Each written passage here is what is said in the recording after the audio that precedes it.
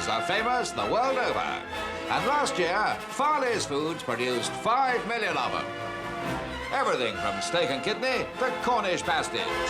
But that's not enough for old man Farley. He wants to double the score. Work's been pushing ahead on the new extension to his factory. And this week, the great day dawned.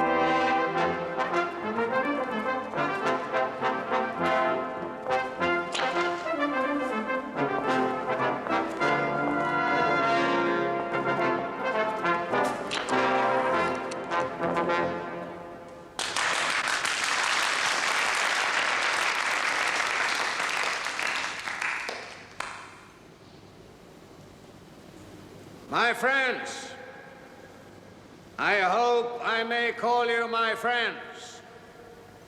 After all, I pay your wages.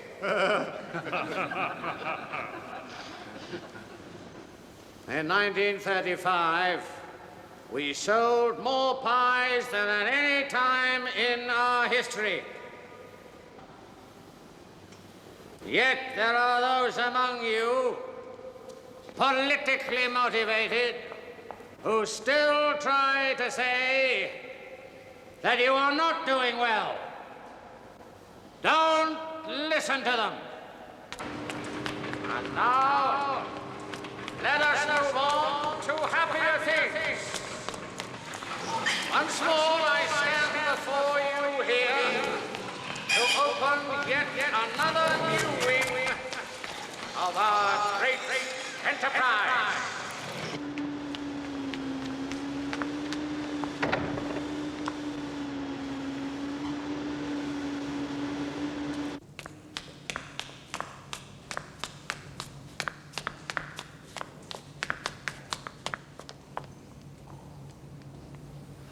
Joanna.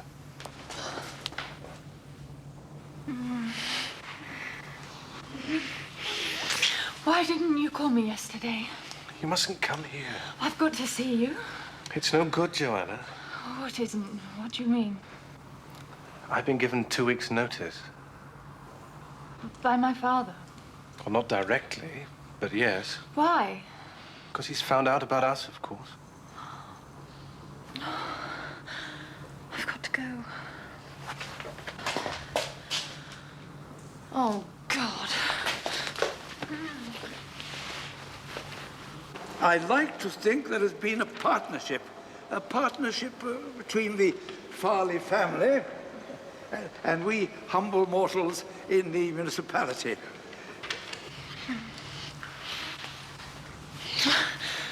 There are other jobs, Herbert. Not with your father's bad opinion following me wherever I go. Kill him! I could really kill him! Talking like that doesn't do any good.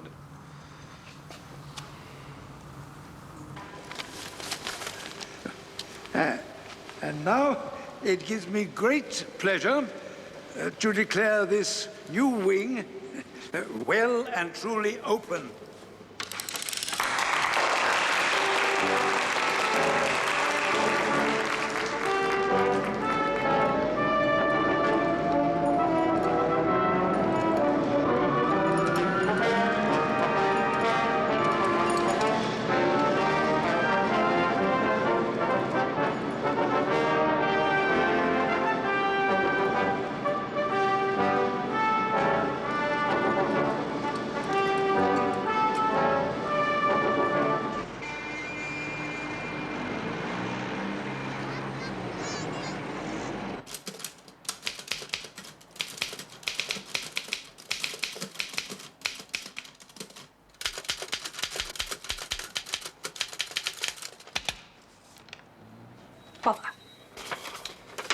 This is your chance. What? This is your chance to invest in a pair of home-fit, real leather shoes. That's clever. Fit spelled with a PH. Just return this card and our representatives will call on you. Made to measure shoes, apparently. Seem awfully reasonable. Don't suppose they've any made-to-measure typewriters in there, have they? Sorry? Ever since last Easter, I've been asking Mr. Poirot for a new typewriter. Mr. Poirot isn't mean, but he is careful. We found this typewriter in the flat when he moved in. Someone had left it. Jolly useful. Who's Benedict Farley? I've no idea. Oh, isn't he Farley's pies? Pies? Why? Dear sir, Mr. Benedict Farley would like to have the benefit of your advice. If convenient to yourself, he would be glad if you would call upon him at the above address at 9:30 tomorrow, Thursday evening. Yours truly, Hugo Cornworthy, Secretary. P.S. Please bring this letter with you. Repeat that, if you please, Hastings. Dear sir, Mr. No. Just the postscript. P.S. Please bring this letter with you. Why? Why? Why, Hastings? An interesting letter. Is it? I thought it was rather dull. Miss Lemon says he makes pies. Makes pies? Hastings, to say that Benedict Farley makes pies is like saying that Wagner wrote semiquavers. Well, they're good pies, are they? No, horrible. But there are a great many of them.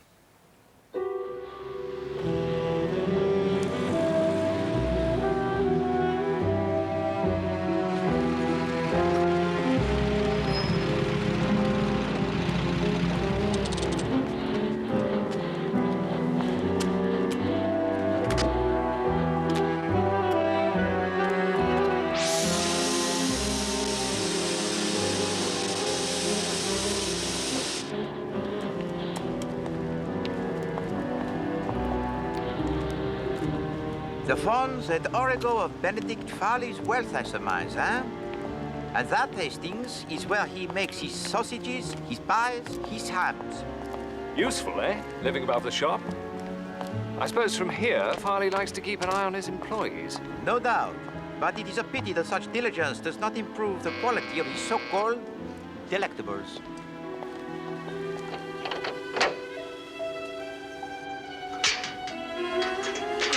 Good evening, sir. Monsieur Poirot and Captain Hastings, to see Mr. Farley.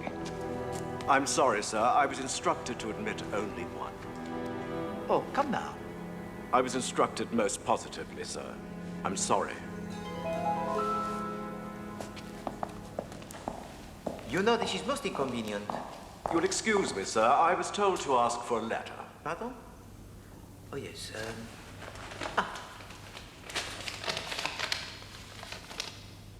Thank you, sir.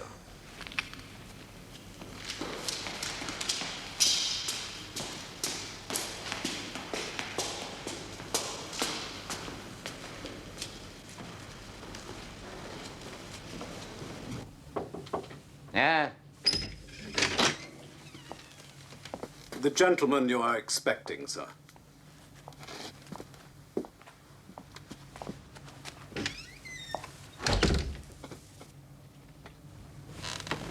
Oh.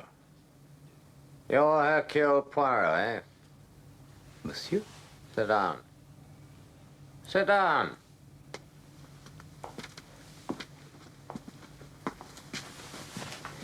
Merci, monsieur.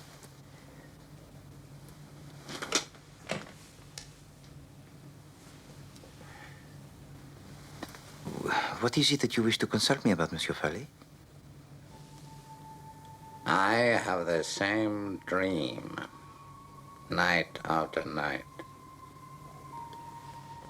I'm sitting in my room next to this, sitting at my desk writing. There's a clock in there. I look up at it. I see the time. It is exactly 28 minutes past 12. Always the same time. You understand? When I see the time, Poirot, I know I've got to do it. At 28 minutes past 12, I open the second drawer down. On the right of my desk, I take out a revolver, I load it, then I go over to the window. And then? I shoot myself. I just lift the gun to my head and shoot myself. What do you make of that? I've already consulted a specialist in Harley Street. And what does this specialist tell you? He was preposterous. He asserted my life is so unbearable to me, I deliberately want to end it. He is a fool. Why should I want to kill myself? One of the richest men in the country. I have everything I could possibly want. I am a happy man. So where do I come in, Monsieur Farley?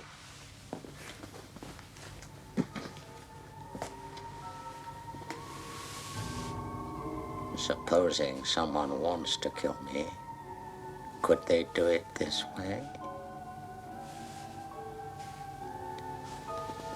Hypnotism, you mean? You see what I'm getting at?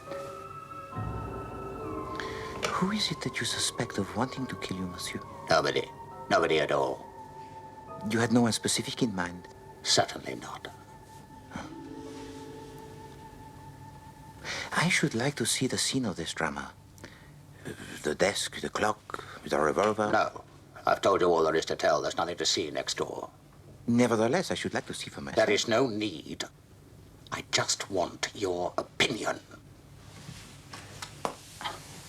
But I can hardly have an opinion on such skimpy evidence. There's an end of it, then. I've told you the facts. You can't make anything of it. That closes the matter. You can send me in your bill for a consultation fee.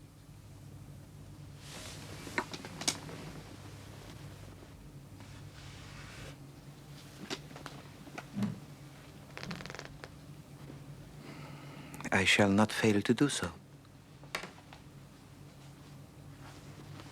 Wait. That letter. I want it. The letter from your secretary? Yes.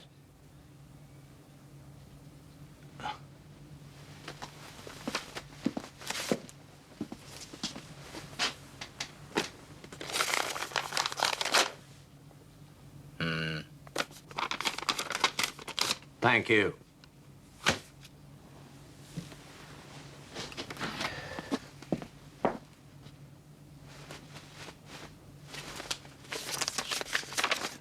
Oh, 1,000 pardons, monsieur. What? I have committed a folly, huh? The letter I handed you just now, it was a letter from my landlord. This is your letter. Why the devil can't you watch what you're doing? Au revoir, monsieur.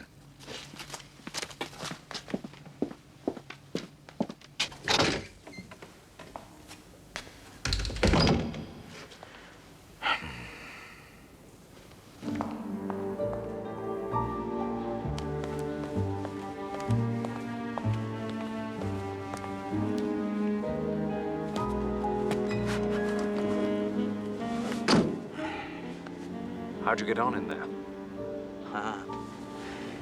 Not well, I'm afraid. There is something wrong in that house, Hastings. Badly wrong. And I haven't the faintest idea what it is.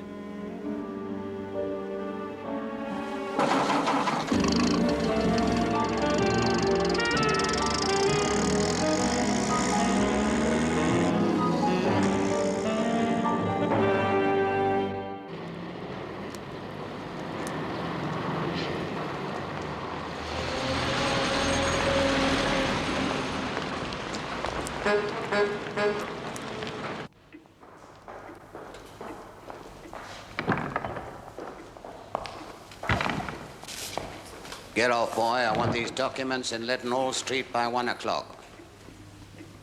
Well, go on, then. Run!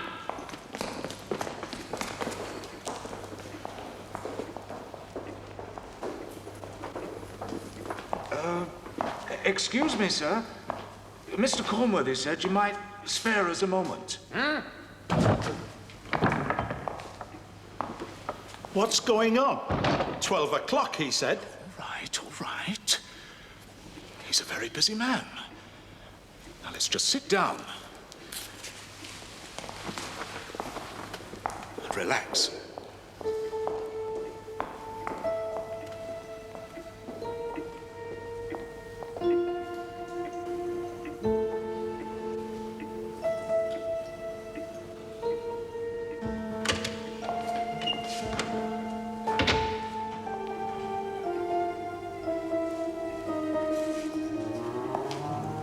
Mr. Cornworthy?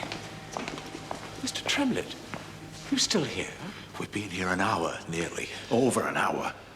Well, I'll go and see what he's up to. He's got to sign these anyway.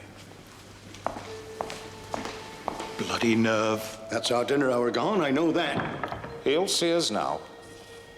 Good God!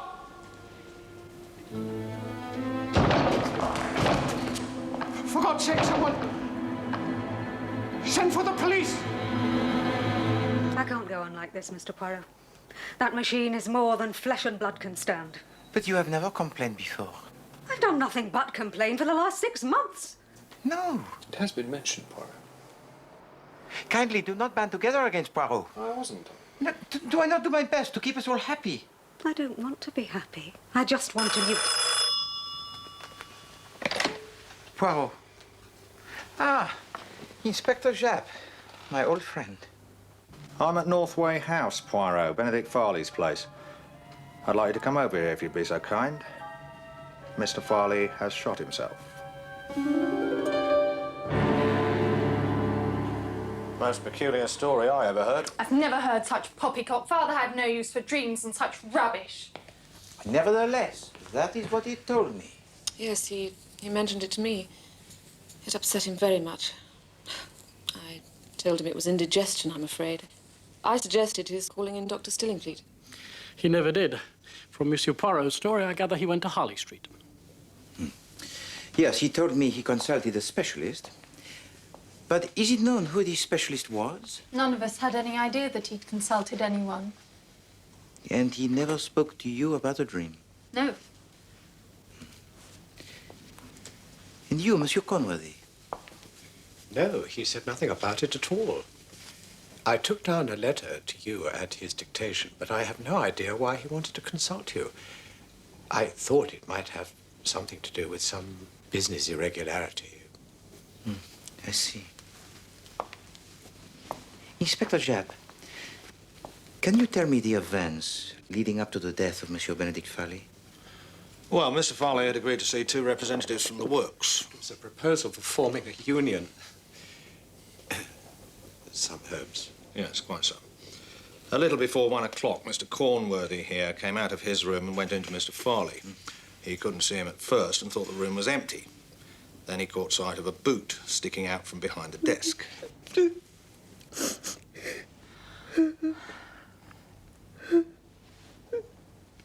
And what happened then? I ran out of the room and I told the butler to call Dr. Stillingfleet, and he did.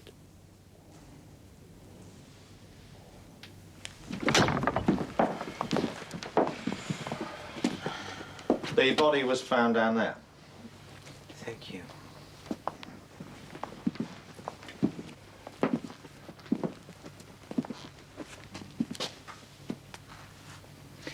At what time did he die, Doctor? I examined the body at 32 minutes past 1. Mr. Farley had been dead at least 1 hour. So he could have died at this 12:28 he told you about. Precisely. Were there any fingerprints on the revolver? Only his own. And please tell me about the revolver itself.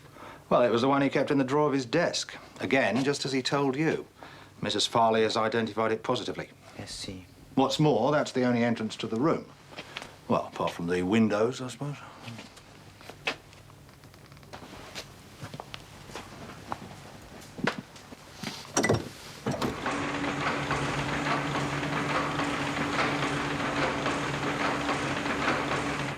I cannot see how anybody could climb up there.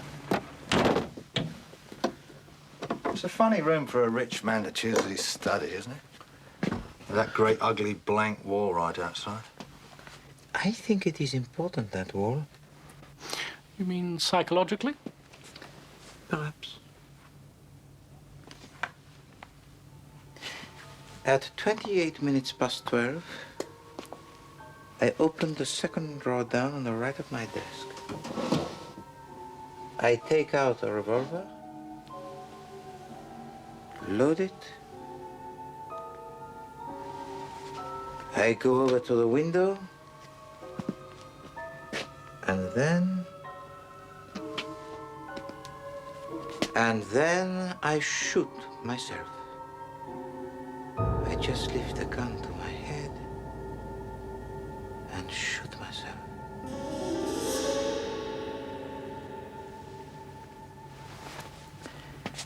I should not have thought that there is any reason for you to doubt the accuracy of the dream's prediction, Inspector.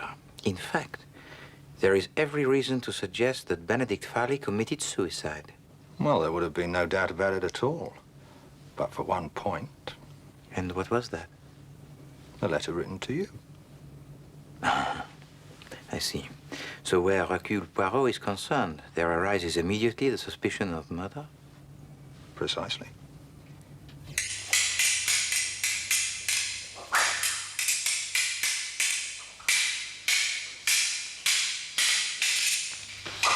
Touché.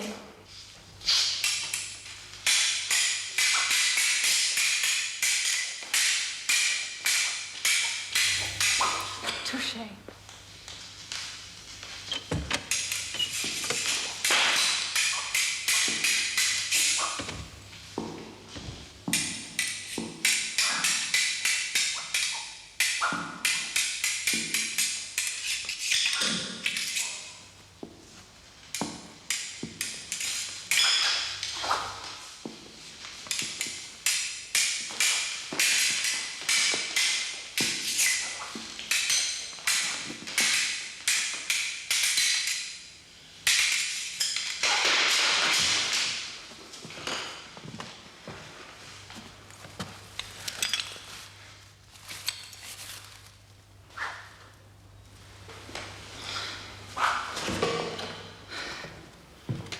Hello, Monsieur Poirot.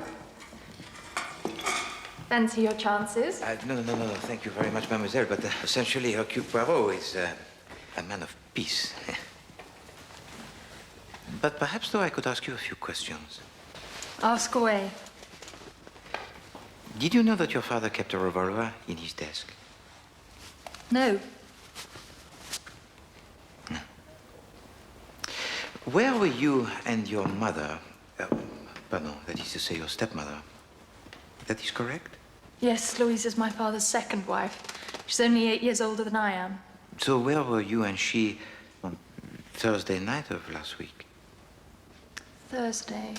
We went to the theatre to see Thumbs Up. Your father did not suggest accompanying you?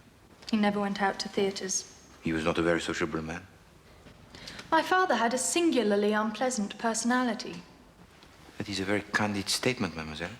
I'm saving you time, Monsieur Poirot. I realize quite well what you're getting at. I live here because I have no money to live elsewhere. There is a man that I wish to marry, a poor man. My father saw to it that he lost his job. He wanted me, you see, to marry well, an easy matter since I was his heiress. So your father's fortune passes to you? Yes. Well, that is to say, he left Louise, my stepmother, $250,000 free of tax, and there are other few small legacies, but the residue of it goes to me. So you see, Monsieur Poirot, I had every reason to desire my father's death. I see also, mademoiselle, that you have inherited your father's intelligence. My father was clever, but it had all turned sour. There was no humanity left. Is there anything more?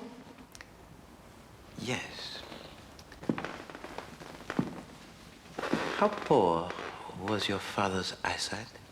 He could scarcely see at all, and not without his glasses. His sight had always been bad from a boy. But with these glasses? Oh, he could see all right then, of course. Thank you.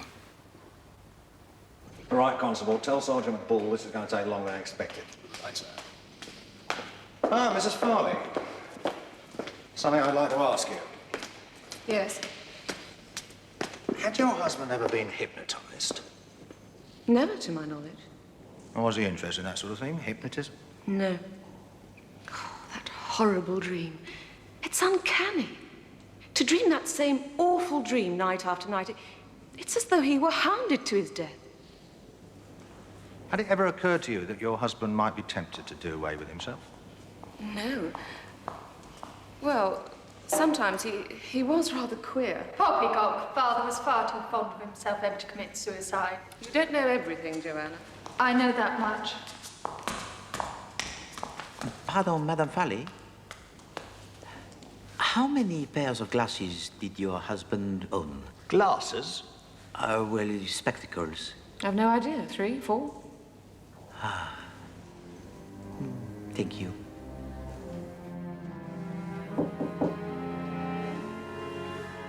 Come in.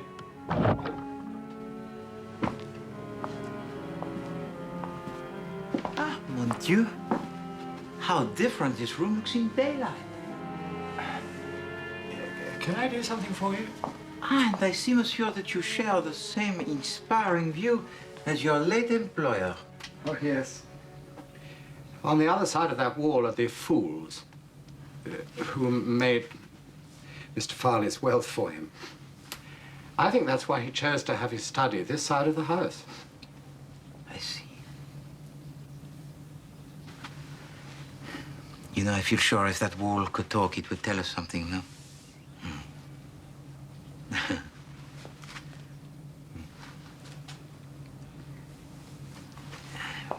Monsieur Conworthy, when I arrived last Thursday evening, I was not shown into Monsieur Farley's own room.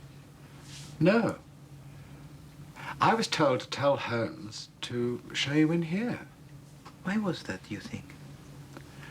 I never questioned any of Mr. Farley's orders. No.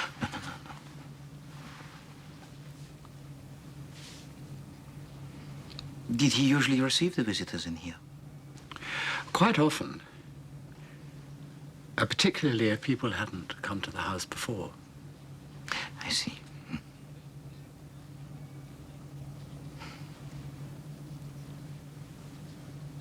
Thank you, Monsieur Conworthy.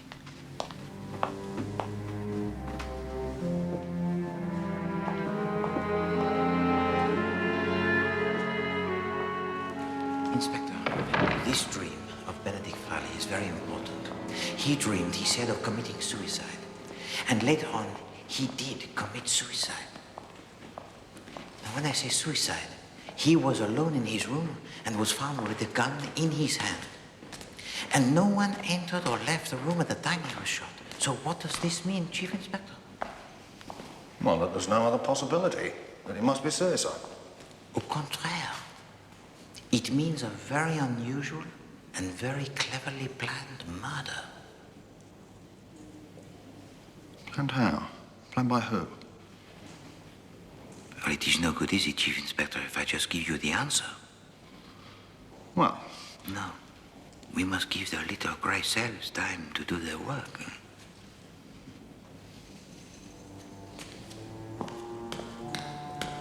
And give Poirot time to work out who did it and how.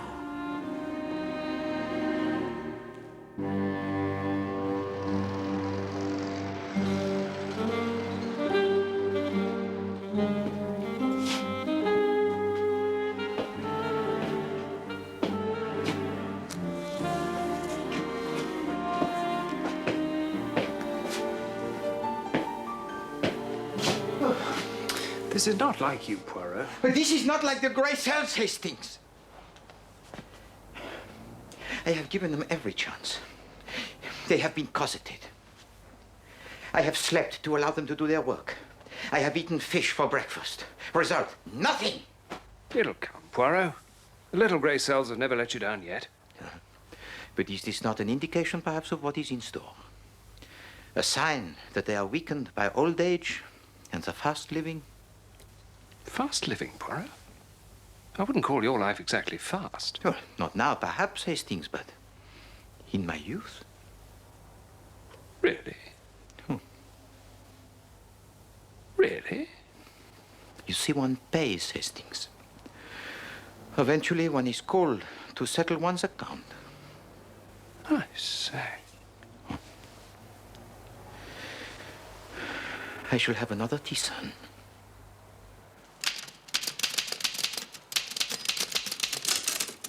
Bother!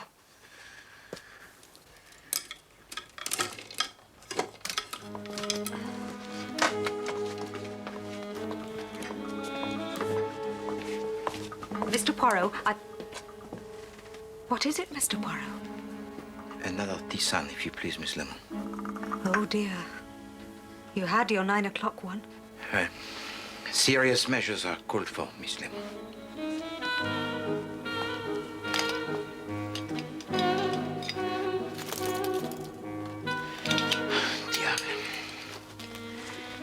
Do you have the time, please, Miss Lemon? Of course, Mr. Poirot.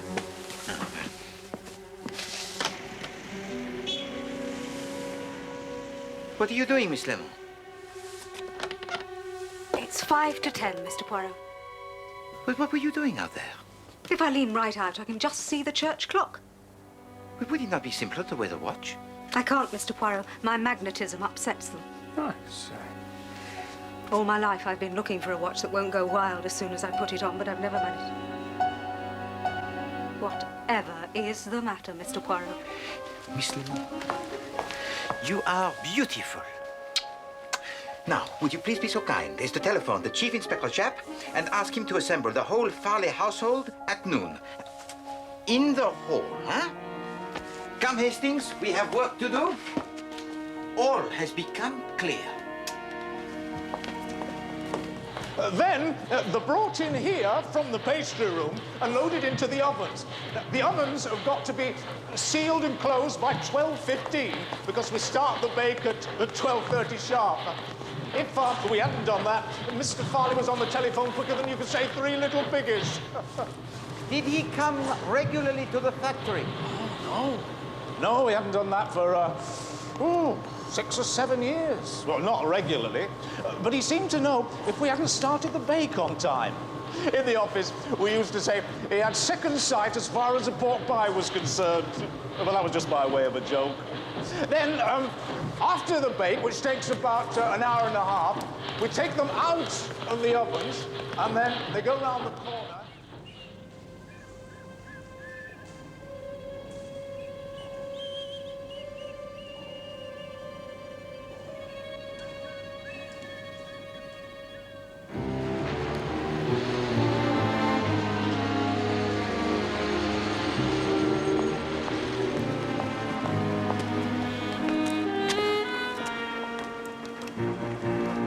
Now remember what I told you. Yes. Is it loaded? Oh, yes.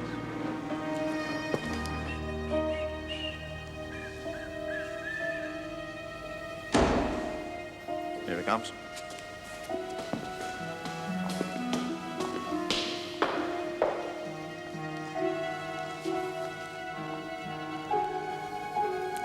Bonjour.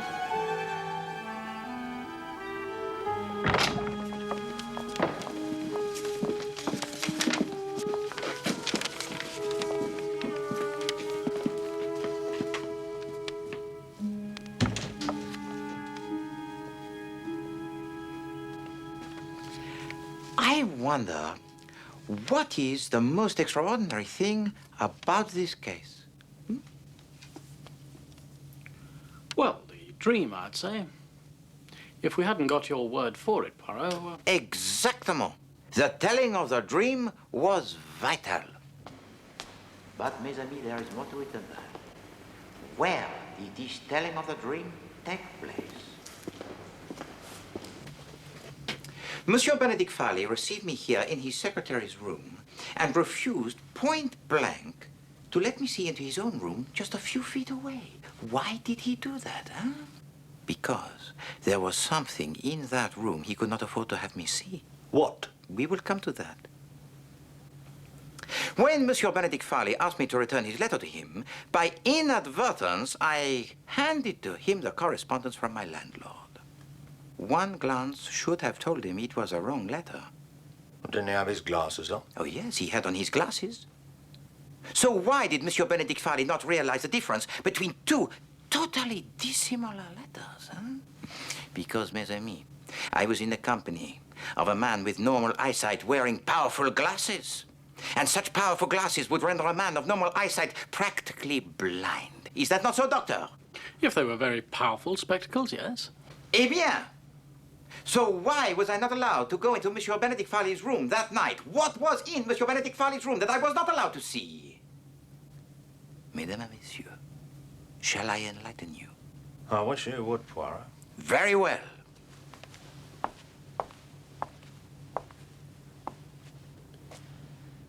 Poirot shall enlighten you. What was in Monsieur Benedict Farley's own room that Monsieur Benedict Farley did not allow me to see was Monsieur Benedict Farley. Good God.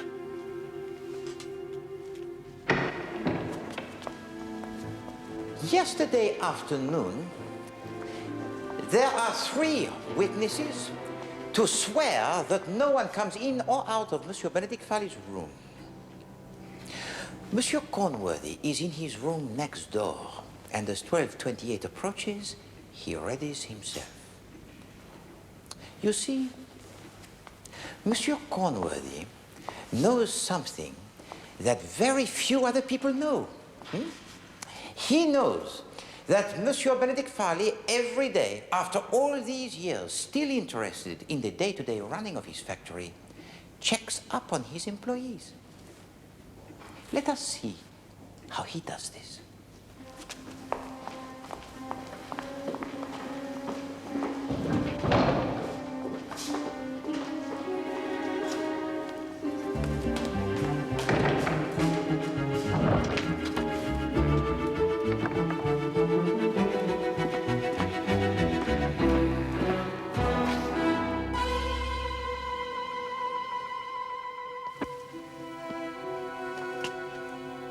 How can this king of pies observe his workers without ever leaving this house, huh?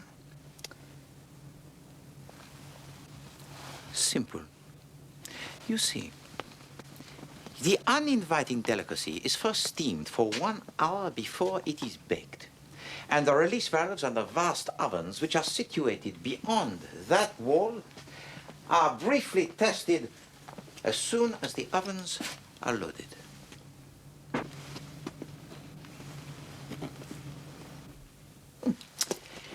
Eh bien, if one leans out of this window, one can readily confirm this fact. Now, if you please, I want you all to come to these 2 windows, lean out and look to your right. Monsieur Conway, why don't you lead the way? But this is nonsense. Perhaps. But humor me. Merci. Alors, viens, Madame Farley. Oh, very well.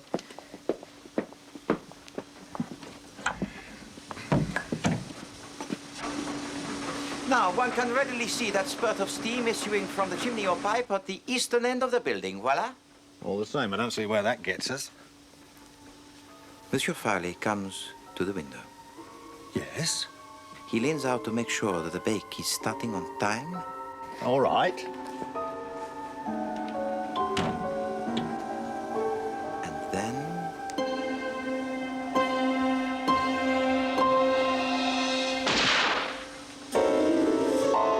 Monsieur Conworthy shoots him, and Farley falls to the floor. Remember, there is a blank wall opposite, so there can be no witnesses. Lies. Ridiculous lies. All has the appearance of being above the board, yes? Monsieur Tremlett and the other men see Monsieur Cornworthy go into Monsieur Farley's room, but rush out again with the announcement of Monsieur Farley's suicide. What they do not, of course, see is Monsieur Cornworthy press the gun into Monsieur Farley's hand. Slanderous rubbish. It was Monsieur Cornworthy who wrote to me the letter. Monsieur Cornworthy who gave instructions to the butler. It was he who went up to his bedroom, applied the makeup, and played the part of Benedict Farley. But there were two people who carried through this fraud. Monsieur Cornworthy was one, and the other, Madame Farley. How dare you! In due course, the happy ending would have been achieved. £250,000 and two hearts that beat as one.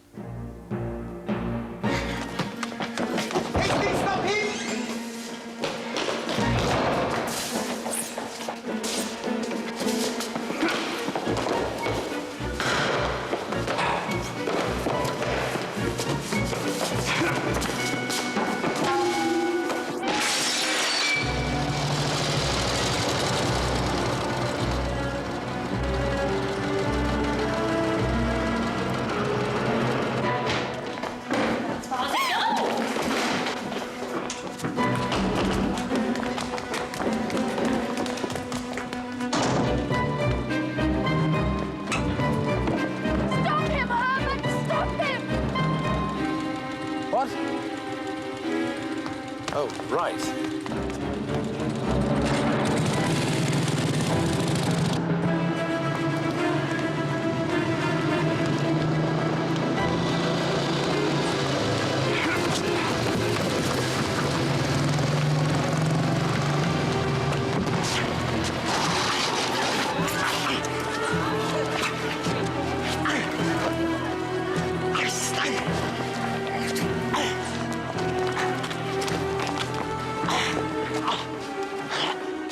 Well done, sir.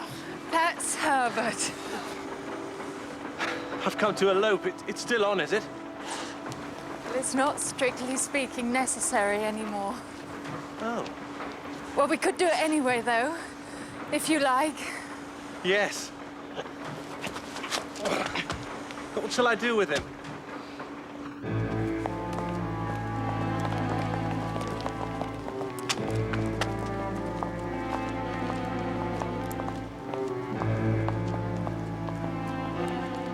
I'll deal with him, sir. Thank you very much. Au revoir, Madame Farley. You foreigner.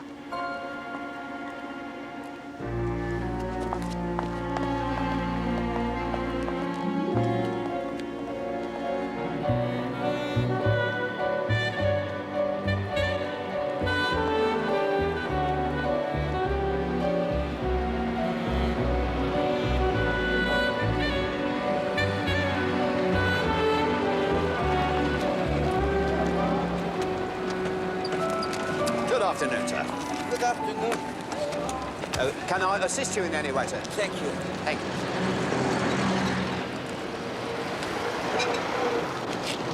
Thank you. Thank you. Thank you.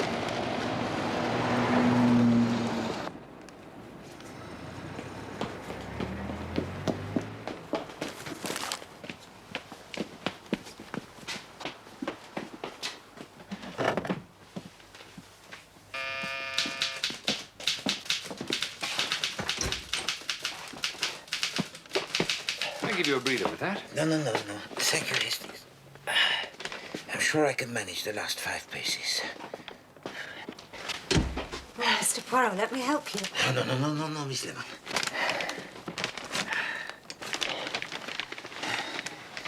This is for you.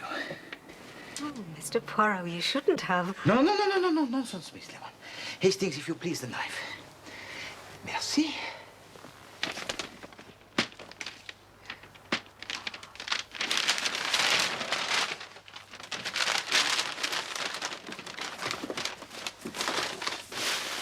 Et maintenant, voilà.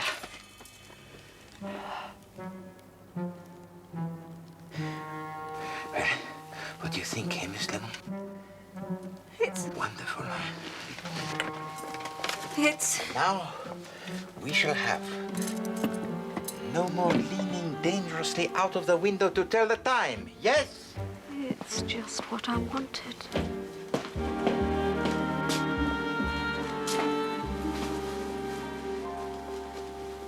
Hastings, there are two reasons why I should never become the millionaire. What are they, Poirot? The first, that I should never make the detestable pork pies, huh? And the second, I am too understanding towards my employees. Quite.